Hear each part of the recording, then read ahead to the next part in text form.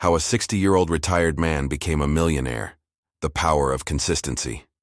A man at 60 years old, retired, sitting alone in a modest apartment in a 1950s city. He was an old man who always dreamed of being a writer, but in reality never truly tried.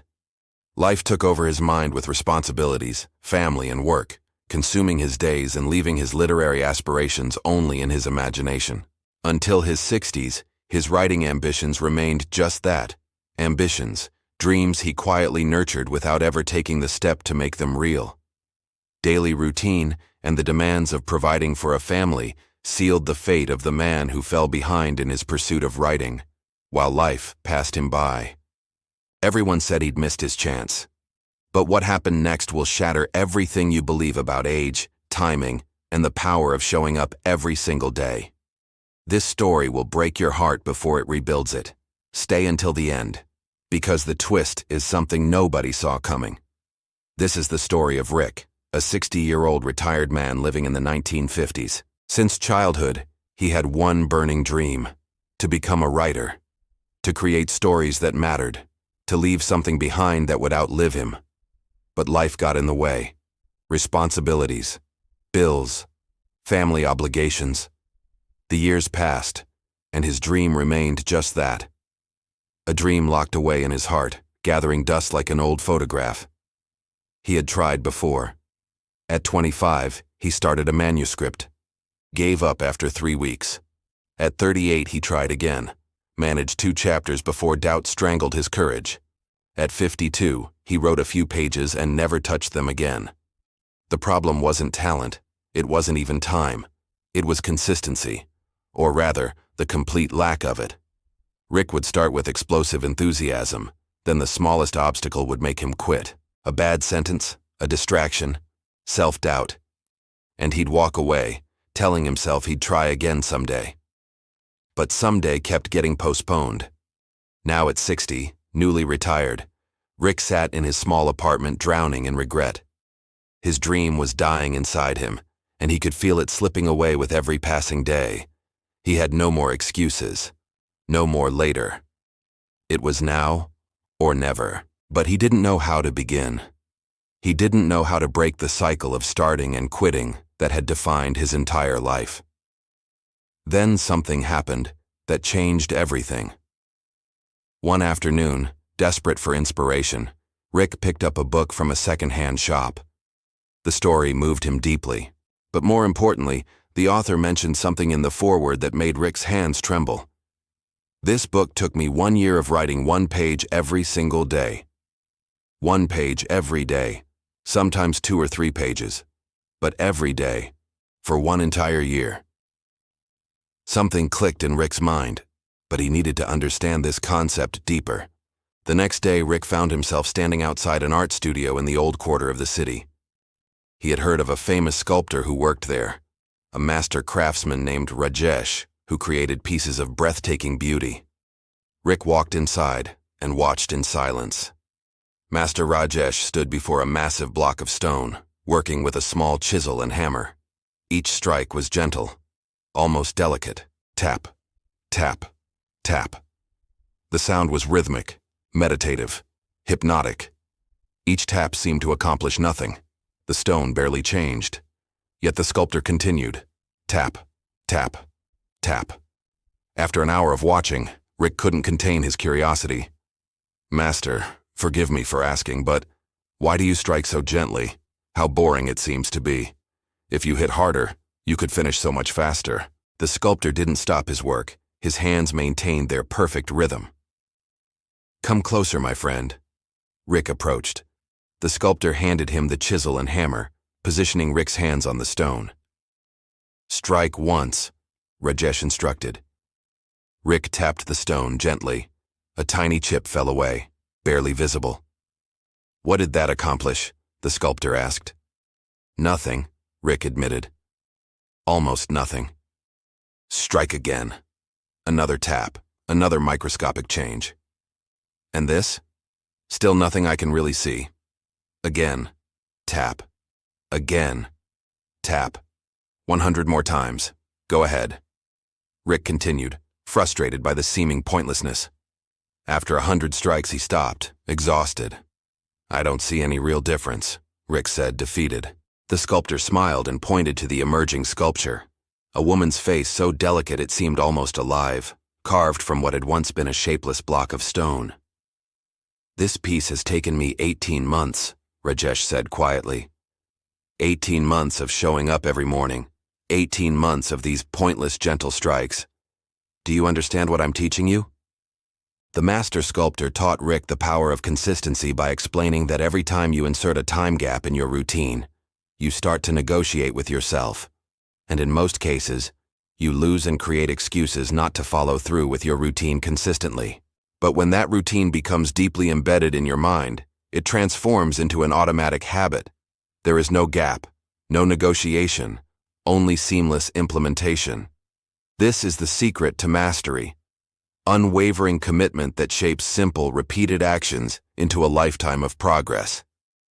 At first, this process seems boring, and in reality, it is. Your mind resists change and craves distractions, but after about 3 weeks of persistence, the mind surrenders, and the routine becomes part of your daily habit. When embedded deeply in your mind, the routine becomes automatic. There is no gap, no negotiation, just seamless implementation. This is the key to mastery, consistent, repeated action that transforms effort into effortless progress. Rick's eyes widened as the lesson sank in. "One strike changes nothing," the sculptor continued, his voice carrying the weight of wisdom earned through decades. 10 strikes change nothing. 100 strikes, still nothing visible. But 1,000 strikes, 10,000. That's when magic happens.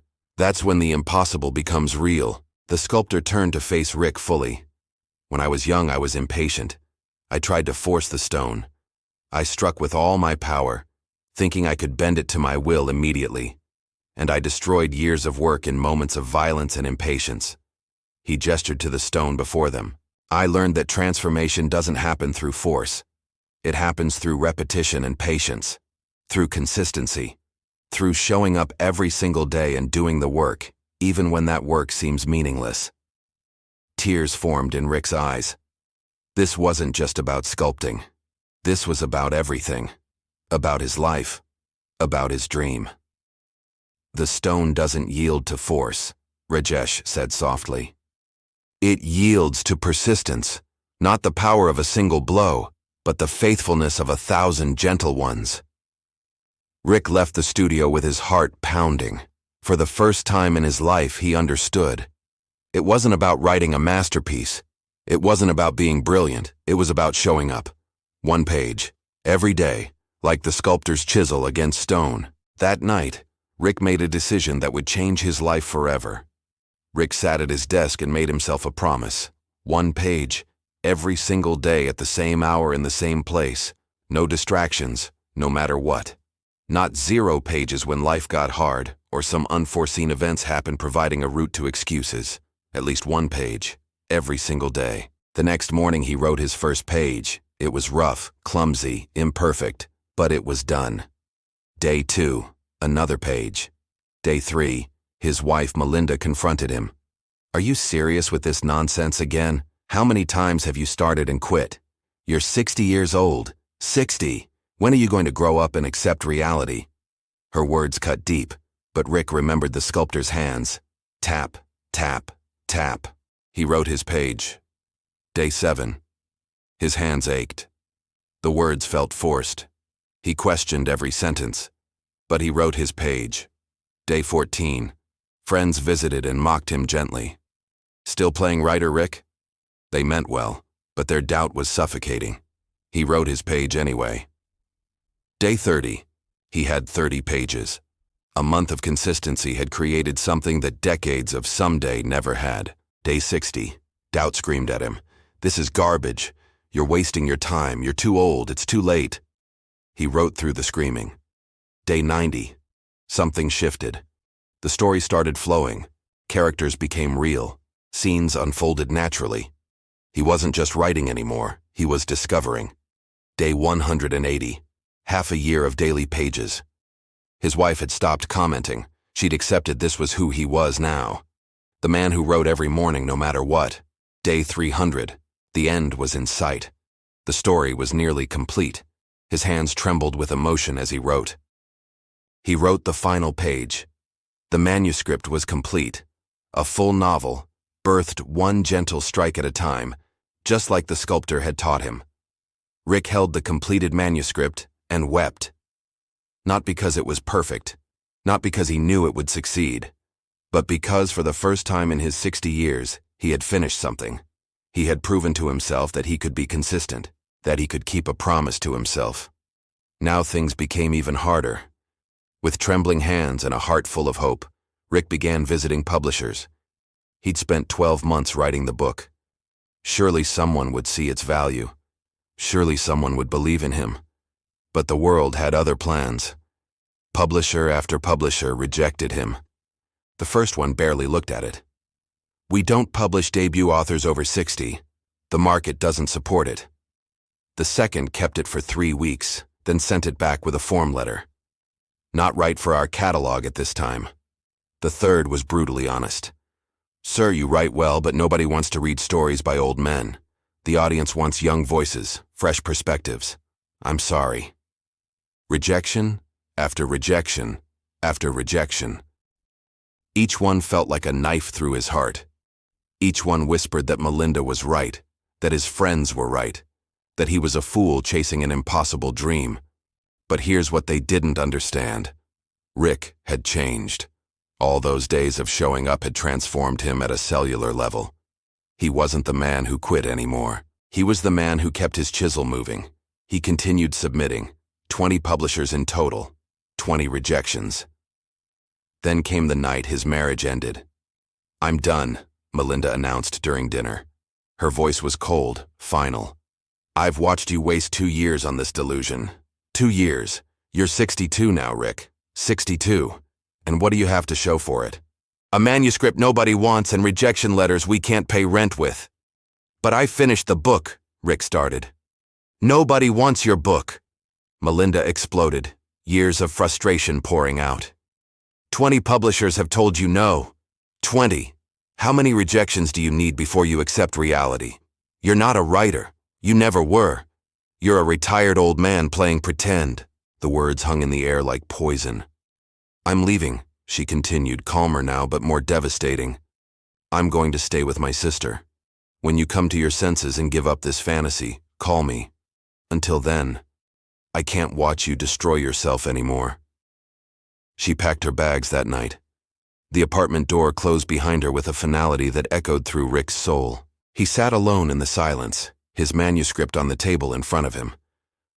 For 3 days, he didn't write. He stared at walls. He questioned everything. Maybe Melinda was right. Maybe everyone was right. Maybe he was just a fool who'd wasted the last years of his life on a dream that was never meant to be. On the 4th morning, he picked up his pen. His hand shook. Tears fell onto the page, but he wrote his daily page for his second book. Because that's what consistency means. You keep moving the chisel, even when your heart is shattered, even when you're alone, even when no one believes in you. Especially then. 6 months passed. Rick lived in solitude, writing every day, his rejected manuscript sitting in a drawer like a monument to failure. He had given up on it, but he hadn't given up on himself. Then came an unexpected knock on his door.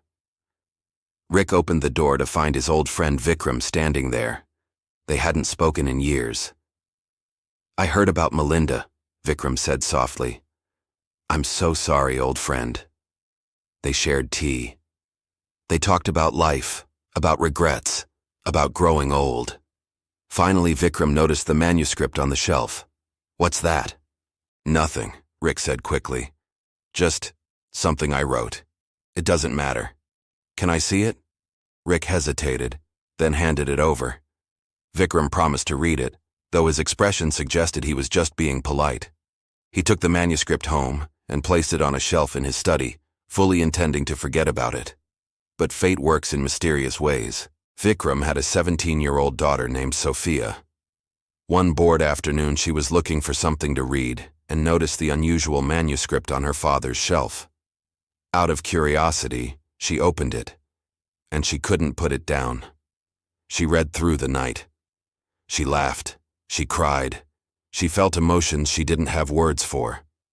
When she finished at dawn, she was changed. "Dad," she said at breakfast, "where did you get this?"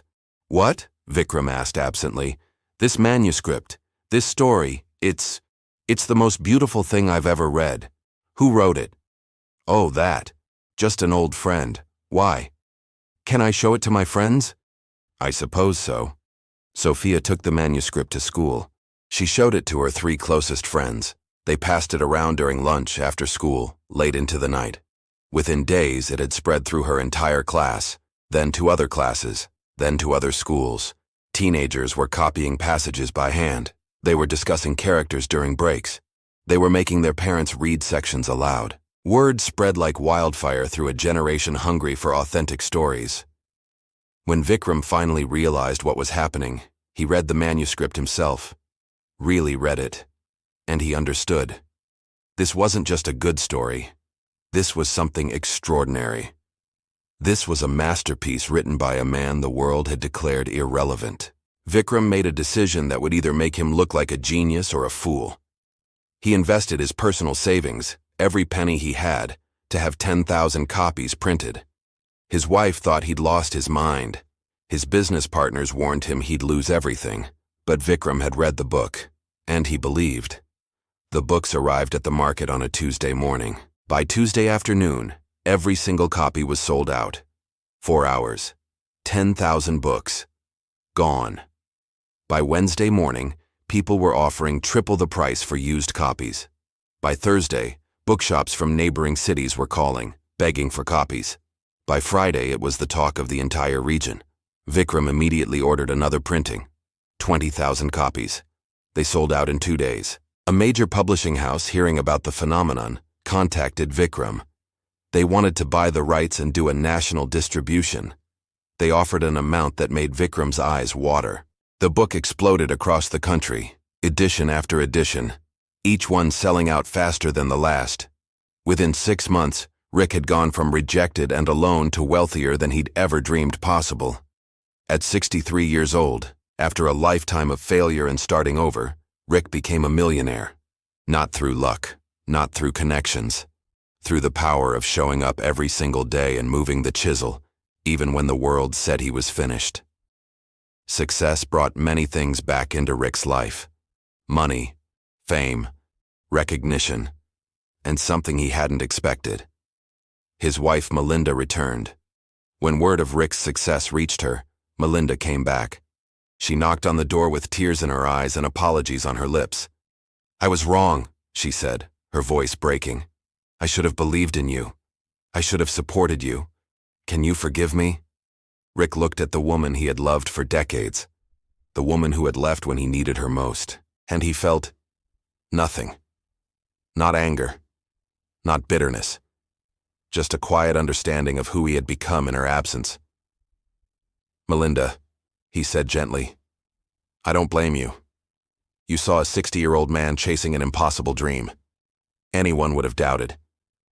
But the man you left, he doesn't exist anymore. He died somewhere around page 173.